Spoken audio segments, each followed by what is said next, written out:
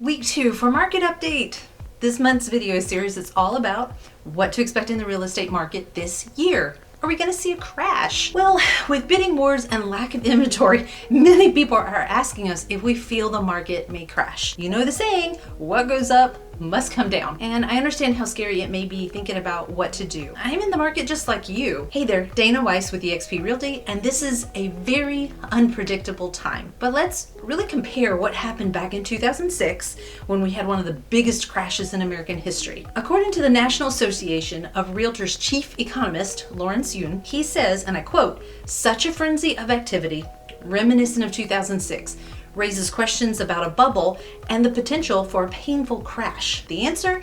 There is no comparison." Back in 2006, dubious adjustable rate mortgage taxes many buyers' budgets. That's what was happening. Some loans didn't even require income documentation. Can you imagine? They just gave it without any documentation. But today, buyers are taking out 30-year fixed rate mortgages. 14 years ago, there were 3.8 million homes listed for sale, and home builders were putting up about 2 million new units. Right now, inventory is only about 1.5 million homes.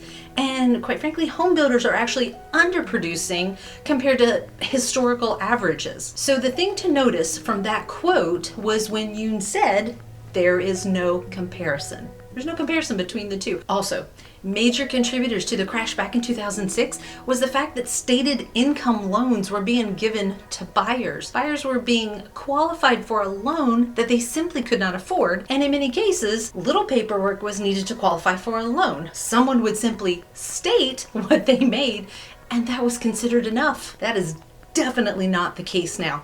Lenders pretty much want you to give your firstborn child in order to approve you. They go above and beyond in qualifying buyers for a loan because they want to make sure that they have the means to pay. That should give us all some relief in respect to the housing market and that the fact that it can be sustainable. Also, homes had been appraising at exceedingly higher values from 1 week to 1 month to the next, and that had a significant impact on the crash.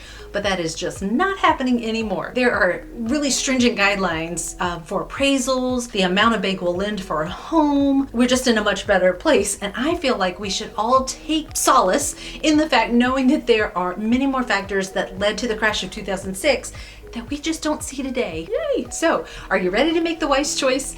If so, I'm Dana Weis with eXp Realty, and I'm always happy to help. Reach out anytime, even if you just have questions. See you next video.